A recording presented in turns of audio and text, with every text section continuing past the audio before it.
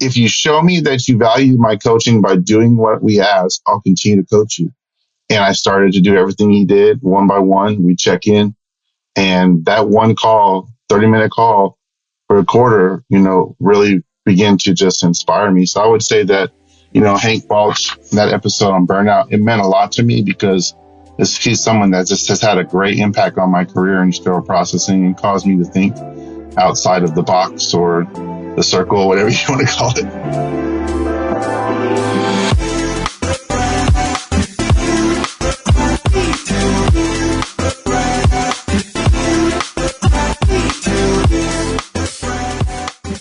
What if one conversation could save a life? What if one new process or new product could save a patient from surgical harm? Broadcasting from a hospital basement near you, you're listening to the Beyond Clean Canada podcast, the voice of medical device reprocessing from C to C to C. Each week, we spotlight the people, processes, and products from around the country and the world that are disrupting our profession and helping you fight dirty. Every instrument, every time. Join us as we have the kinds of conversations that matter and give our industry the kind of voice that it deserves. And now it's time to go True North strong and beyond clean.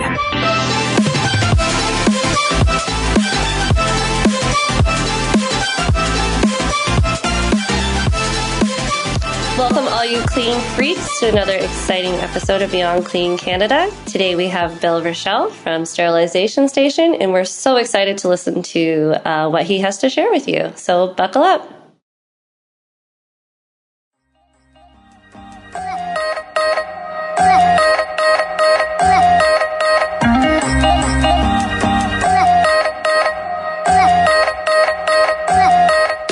From the studios of Healthcare HQ, you're listening to Beyond Clean Canada, the voice of sterile processing from C to C to C.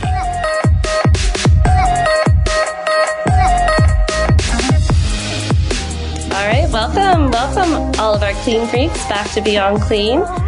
We have our guest, Bill Rishell, all the way from, Bill, it's California, right? I'm pretty sure that's what it said on my phone. California, yeah. Oh, yeah. See, we're making connections all over the globe now. So, Bill, can you tell our audience a little bit about yourself, please? Sure, yeah. Well, it's really good to be here. We're really excited to be a part of, the Beyond Clean Canada podcast. Been following, the first season, and it's been really great. Me and my team, we listen to it in our department. When the episodes come in, we play it on the speaker, and we're all just so, just really excited about what's going on in Canada. And so I've been in sterile processing for 20 years. Sterile processing, to me, it was a pivotal time in my life. I had just recently made a big change in my life. I was kind of that guy who grew up always attracted to the wrong environment, and I made a humongous change in my life. And a friend of mine was working in sterile processing, and he invited me to come on to the night shift. He actually snuck me on there when all the leadership was gone, and I saw what he did, and I said, you know what, I want to do this. And so I ended up going to a local adult school program. And I was lucky to get my externship at a hospital in the Bay Area. It's called John Muir Medical Center. It's one of, the most prestigious hospitals in the area. They have the most high-tech, SP equipment. They have the handle rotomat to store their instruments. It's like a rotunda, almost like a vending machine for storing, their instruments. And so I did my externship there. And the last day of my externship, the manager, she said, we're going to open up this graveyard shift position, and we have someone in mind. And so I was like, oh man, I thought they were going to hire me. And so they were creating the position for me. I got a phone call about a month later from HR saying that, we got your application. I still applied for the position, right? You always want to put your name in the hat. So got in there, was there for about 3 years. And then I transitioned over to Children's Hospital Research Center in Oakland, really wanted to learn pediatric instrumentation. And I was trying to position myself to go into leadership as a supervisor. And so I really wanted to grow. And then after that, I went to work at a big hospital in the West Coast called Kaiser Permanente, which I was there for 15 years. And so that's kind of my experience and background in sterile processing, about 20 years. Currently now I work at a local hospital in the Napa area. It's got 3 operating rooms, and I'm leading a team of about 5 of us in sterile processing. We're really small, but we crank out a lot of work. So yeah, that's kind of my background. And then I did touch on single-use sterilization, single-use medical device sterilization for a year. I was a validation manager leading a team of validation engineers. So I kind of have the reusable medical sterilization, which is what sterile processing is. And then the single-use, we used to use X-ray electron beam. So it's kind of interesting learning both sides of the sterilization. For sure. That's great. Wow, Bill. That's a sounds really like quite good background. Yeah. Yeah, Bill, that sounds like quite a unique onboarding process there that you went through. Yeah, Absolutely. definitely. And just first question off to you, how has your journey in sterile processing shaped who you are today?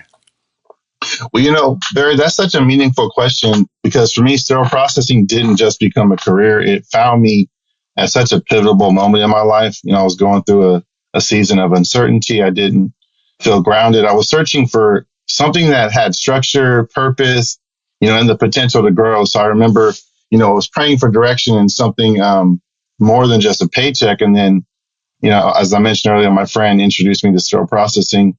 And that's when it showed up on my radar, right? And I didn't really know much at first, just that it was behind the scenes in healthcare. But, from day one, I realized how critical it was, the responsibility, the precision, the fact that someone's life could be impacted by the way I assembled a tray.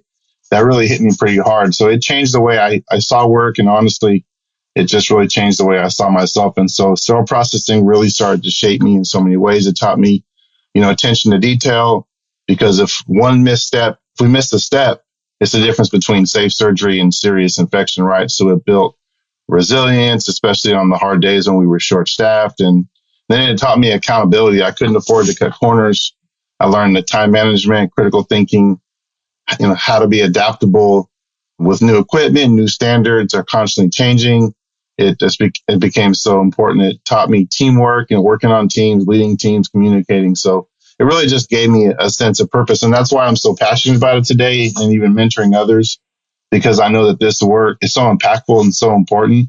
That's the answer to that question. Well, as they always say too, a sterile processing technician is the first and last line of defense for that patient against any infection. So when you say passion, we all have passion behind us, because otherwise you shouldn't be doing what we do, right?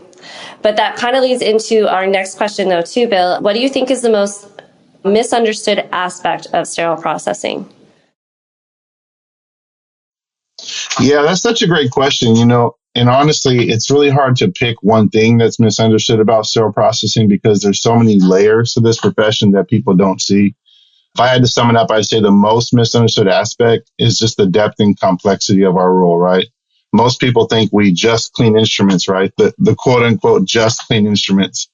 But sterile processing is much more than that. It's a highly technical, highly responsible field that sits at the very heart of patient safety. When I got to Children's Hospital in Oakland, they had this big frame on the wall, and it was a picture of a heart, a human heart.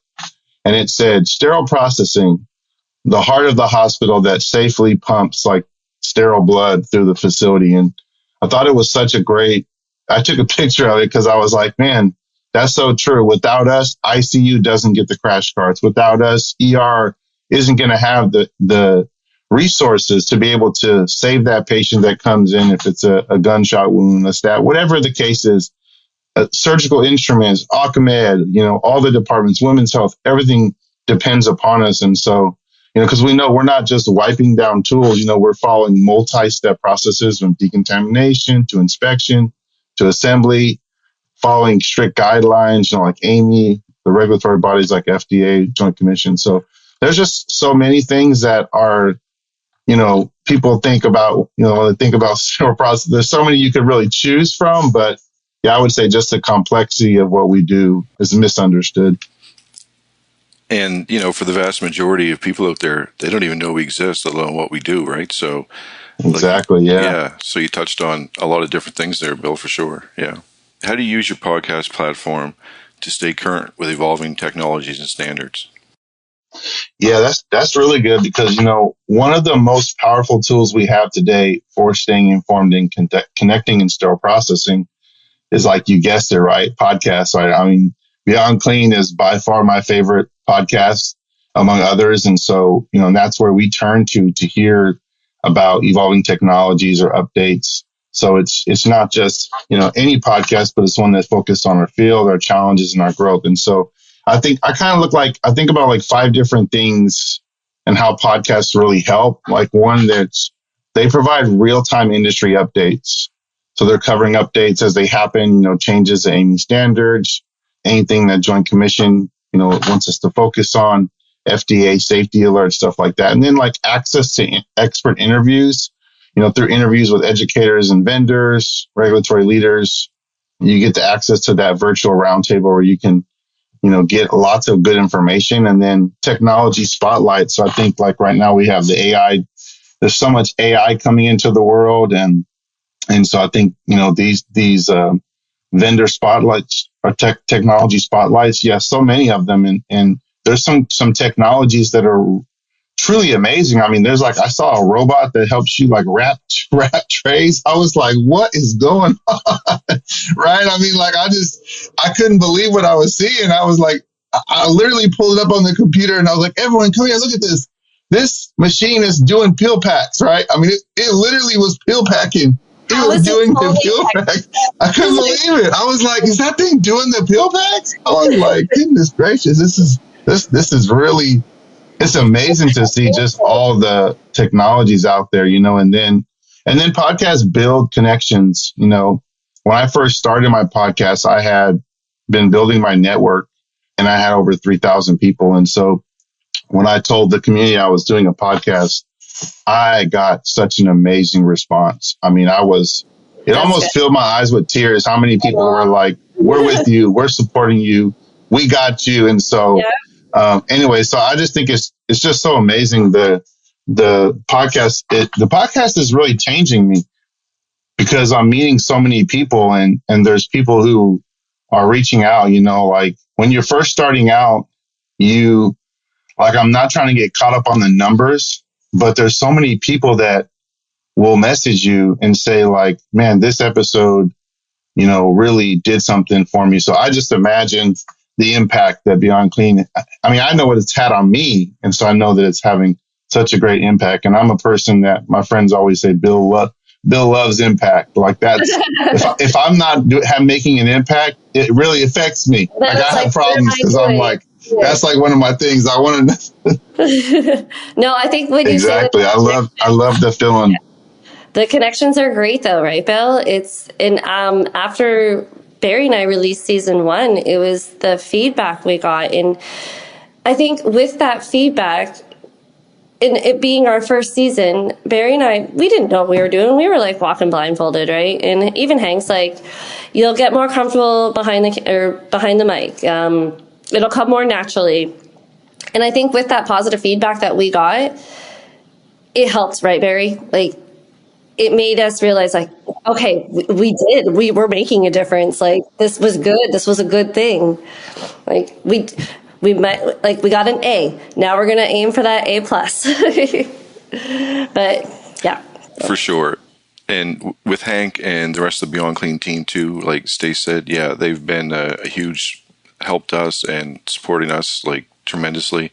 And we've got a huge response too, Bill. Like Stacey said, it was almost really like we were hoping and praying for success. Yes. But it was almost overwhelming really to see some of the numbers, like 12,000 downloads after 3 episodes. Yeah, right. Yeah. Like 2 episodes, right? Like, and that's what's so important too is like I was recently been invited to come to a podcast like seminar, and I was thinking about someone needs to hear your message.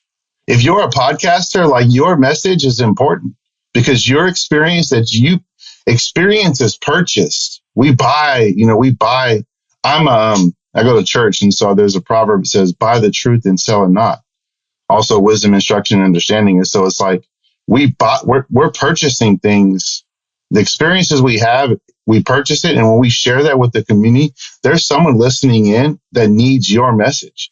Like they need to hear what you went through. And so that's why I say Sterilization Station is an empowerment podcast for sterile processing. It's not the empowerment podcast because there's so many other podcasts, but it's an empowerment podcast I want to empower people because I've been in those environments, right? The struggle with toxicity, the struggle with burnout. We just had Hank on the episode. He helped talk about Bill's 10 reasons for burnout, right? But like empowering people, I've been in those environments where you don't have a good leader. How do you survive that? I mean, some education is telling you what the problem is, but I'm really trying to get into the how. Like, how are we going to improve? You know, with this podcast, you're able to listen to ways that you can shift your mindset and to get through some of those very challenging environments, right? And so anyways, that's why I think it's so important is that even with listening to you guys, there's things that have empowered me, that have encouraged me. So sometimes we don't see our growth, right? Like a baby in the womb. You don't know how it's growing, but when it comes out, you say, man, it's 10 centimeters, right? And so that's why I say just keep the mic on, keep the camera on, keep going. Yeah. And I think our podcast too is a platform for us to bring up the topics, the unspoken topics, right? The ones that people are often afraid to talk about because of the repercussions. And it's like, you're not the only one thinking about that. So let's talk about that. Let's bring it up. Let's talk about the elephant in the room, right? Yeah, that's good. That's very good. Okay, so Bill, good. That will lead us into our next question. Which podcast episode or guest has been the most meaningful to you so far in your journey? Yeah, that's a tough one because, you know, every guest brings something unique. But one episode that really stood out to me was on why mentorship is so essential. The reason why it resonates deeply with me is because it's my number one episode. It's the episode where I've had the most traction on, and I'm still continuing to get listeners every week that are listening to it. And then, you know, in this episode, we talked about how mentorship is essential for career growth, how a mentor provides, you know, those real world insights that builds confidence. And so it was a really good episode. And I feel that like to me, it had the most impact, but for me, now that was episode that didn't have a guest. It was my first episode. And I think that's why, because it had the most traction. However, my most, I guess for me was having Hank Balch on the show. I mean, Hank Balch is the reason why Sterilization Station is where it is, right? Is because I met Hank Balch. It was in 2018. I was in a very toxic work environment. I was hindered by getting a supervisor role because I didn't have a bachelor's. I was spinning the wheels, and I heard about Beyond Clean. Now, up to this point, and no disrespect to Fiedler, but I went through Fiedler's CEUs, and I was like, well, when are they going to update them? I have to get my certification, right? And it was like they weren't updating them. And all of a sudden, I just happened to stumble across Beyond Clean. I gathered an SPD department of 20 people around one computer and said, did y'all see this guy? I was like, did you see this? And everybody was like, what is this? Have you heard of Beyond Clean? And so I started preaching Beyond Clean to everybody. I was like, you got to listen. This stuff is good, right? And you get CEUs. And so, and then just reaching out to Hank, and he was like, you know, he gave me some action items. Like he kind of started coaching me. We would have our quarterly check-ins, and it was great because he was like, if you do if you show me that you value my coaching by doing what we ask, I'll continue to coach you. And I started to do everything he did one by one. We check in, and that one call, 30-minute call for a quarter, you know, really began to just inspire me. So I would say that, you know, Hank Balch, that episode on burnout, it meant a lot to me because he's someone that just has had a great impact on my career in sterile processing and caused me to think outside of the box or the circle, whatever you want to call it. Yeah. Oh, that's in. Actually, Bill, you did a whole section on mentor, correct? With your podcast platform that our listeners can tune into. Yep, I did a whole mini series on. I'm still working on a couple of the letters because I had an episode where I wasn't able to. We had some difficulties, but I do have the O opportunity. I believe we're going to be doing that one with Sarah Cruz. So we are preparing to finish the mini series. So yeah, we just had Sarah on. We're getting going. Yeah, she's awesome. Oh my gosh, you know, such a gem, right, Bear? Bill, Sarah is amazing. Yeah, and she's absolutely fantastic. And Bill, it's so cool to hear you speak of Hank in that way, because Stacy and I, there's someone else that gets it. You know what I mean, right? And there's so many people that get how impactful Hank is and has become. It's a whole team over there. You know, Hank, we're Lynn, Bobby, definitely Brett. Yeah. They've definitely been huge mentors to us when kicking Aaron, our Lisa. leg of podcasts. Oh, Lisa, yep, everybody. Actually, Sarah's been to Canada a couple times, and she's coming back to visit us in September. Yeah. So, Bill, you need to come on over to Canada, okay? We'll show you on over here. Come get to the MedRans conference. Yes. Bill, I kind of go ahead. Next question for you. You had a life-changing car accident take place in your life. How has that shaped your path forward? Yeah, that car accident was really interesting. You know, it's funny how life can completely shift in a single moment. My car accident was one of those moments. So physically, I had to slow down. I couldn't return to sterile processing right away. I had a major concussion, and I am still navigating through a few bulging discs in my C7 spine. But I knew I couldn't come back right away. But at first, it felt like a setback. But in that quiet space, you know, I started reflecting on my career, my passion for infection prevention, and then all the incredible community of professionals who are often overlooked. And that pause, you know, became that opportunity, became that womb, you know, for that change to come out, of something to be born. And, you know, I just remember as I was sitting recovering from the accident, and I remember considering what I was going to do. And I remember I was pondering on, you know, maybe a podcast. I remember waking up one morning, and it was like right on my brain. It was like right there at 3 a.m, Sterilization Station. And so I was like, okay, if I get up, you know, when you have a concussion, you get like 3 or 4 hours of sleep at a time. So I get up, I write it down. And it was right at the exact same moment that I'm thinking about Sterilization Station. I go to LinkedIn, and Hank creates a post, and it says like, where are the sterile processing podcasters? Oh no, it was like, so it was so interesting. Like right when yeah, it happened. I mean, the light happened, right? I'm sitting there and I read the post, and I'm like, almost like, I can't believe it. He literally is begging for people to get a microphone, get a camera, and join in on empowering the community. So join the revolution. So when I called him and had our check-in, I said, hey, I'm thinking about doing this. And he said, oh, that's a great idea. And I told him how I was very methodical in how I wanted to do it. So it wasn't like I just turn my iPhone on and say I'm going live. Like, and he really respected that. He's like, I respect how you're entering into it, trying to make sure you're planning it. And so, yeah, although it was a very difficult situation, and there's so many things that change, right? There's so many internal struggles that I was trying to manage, that I was holding on to. You know, sometimes we hold on to things from the past. We hold on to things from our childhood, environments or whatever. And I remember I just let go of so many things. I just realized so many things I was holding on to that didn't matter. And one of those things was fear. And so right when we had that conversation, I knew the next time I talked to Hank, I wanted to say like, okay, it's up, it's going. So the accident gave birth.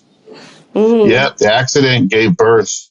And even my friends, just friends and family are like, Bill, this is you. Like, wow, this is totally you on the podcast. Be like, I know. I woke up and I saw the light. I knew my calling, and here I am. Exactly. Oh, it's great amazing. to hear that personal and professional growth that you're experiencing, Bill. Mm-hmm. Thank you very much. I really appreciate it. It's I've met some amazing people. The podcast is great, and right now I'm like finding just people on the front line and just, you know, willing to share their story, and they're so excited. They're like, but I'm not an SME. I'm like, that's okay, but you're doing the job, and let's share your story. And so it's really great. And we got some mini series that's coming out with some people, so it's pretty exciting. Got a lot of things going on at the Sterilization Station.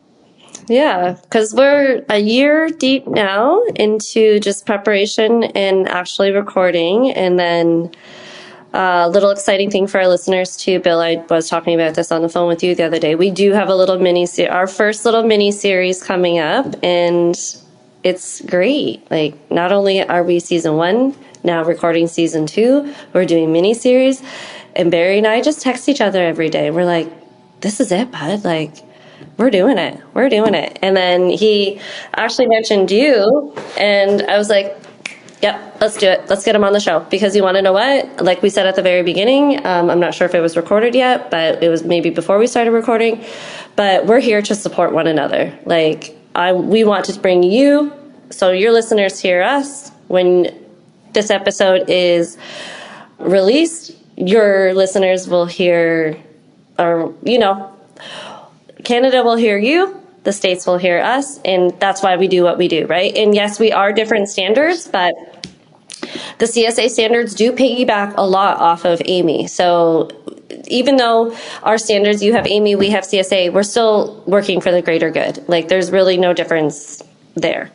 So when we're doing these podcasts and projecting all these different ways with all these different connections, and it's great. I love it. I'm so happy that my career in sterile processing has went this way.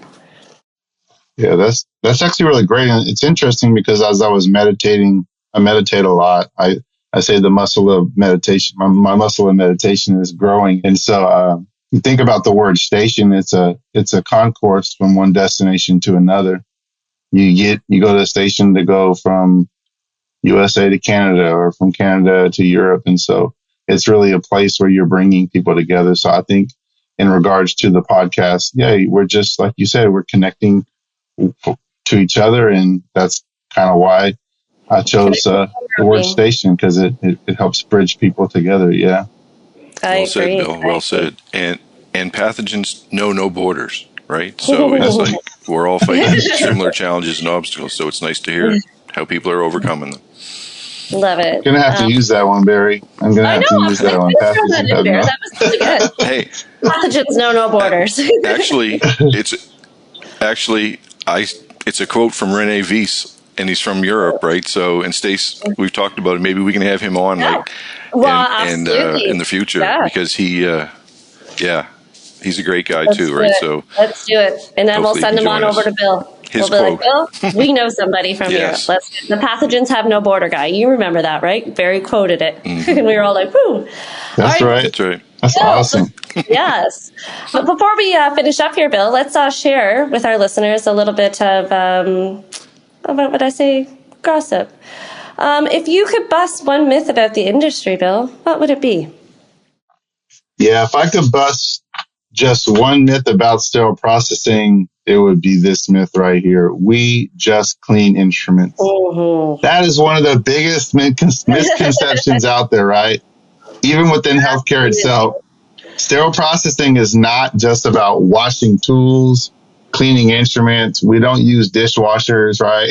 Sterile processing it's a highly technical, regulated, and critical function that, direct impacts patient safety. So every tray we process, every instrument we inspect, every standard we follow plays a part in preventing infection and saving lives. So yeah, I would have to say that although there's more that you could hit on, I would say that, yeah, for sure. We don't just clean instruments, right? We there's so much more to, and it's like there's a terminology, button pushers, right? Don't be a button pusher. But, when I'm precepting students, which we do every 8 weeks, I always try to teach them the why, what is the why behind it? What's happening? Yes, we press, P1 or P2 or whatever for the sterilizer, but what's happening inside of that sterilizer? I bring the vendors in there, from ASP, the hydrogen peroxide steroid machine. We bring the reps in there to talk about it, to explain the process to the students. If we're demonstrating how to do a leak test on a flexible scope, why are we doing that? So I always try to get into the why, because in sterile processing, it's science. There's a science behind how sterile processing works. And so I like to make sure that when we're precepting, or just even the team, just asking questions. We're in the survey window. So we have a quality director coming through and doing what she calls safety checks. And so when the team is there and she's asking me questions, sometimes I just look to them and then they look to me like, Bill, you answered. And I'm like, no, we all have to know the answers, right? What if Bill's not here? So it's like letting them understand, or like when I learn something, coming back and teaching that to them. So yeah, I think it's understanding the why. Don't, if you're listening, don't be a button pusher. No. Make sure you understand the why behind what you do.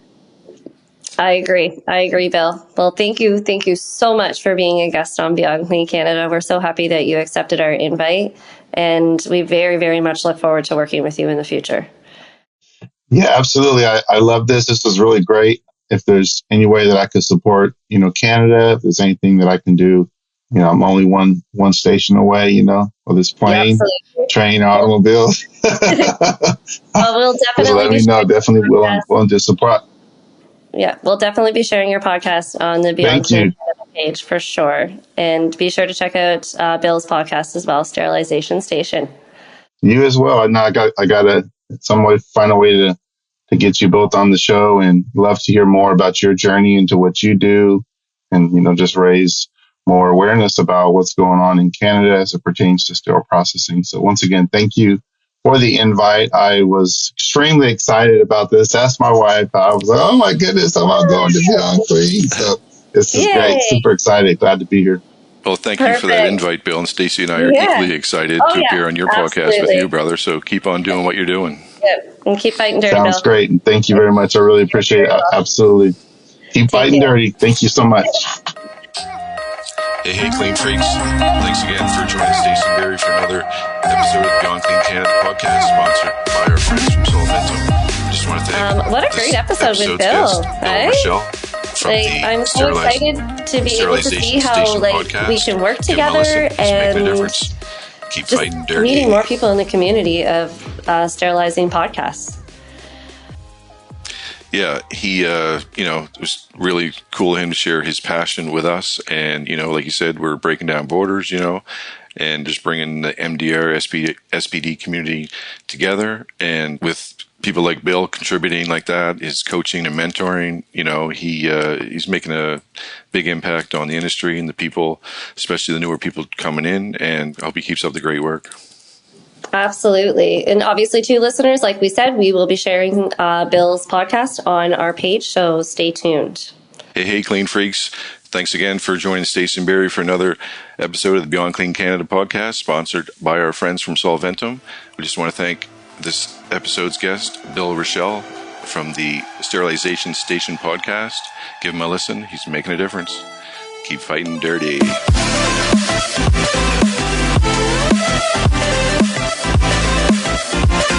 Thanks for listening to this episode of Beyond Clean Canada, your source for MDR content, education, and inspiration. If you enjoyed this conversation, we'd love to hear from you on the BCCA LinkedIn or Facebook page, or anywhere podcasts are heard. Make sure to give us a 5-star rating on your favorite app. And until we talk again, keep fighting dirty.